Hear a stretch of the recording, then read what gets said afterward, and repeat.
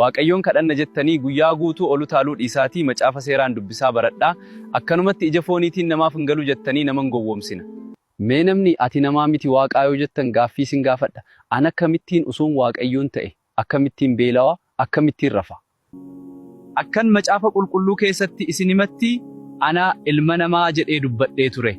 Akkamitti waaqanaan jettan?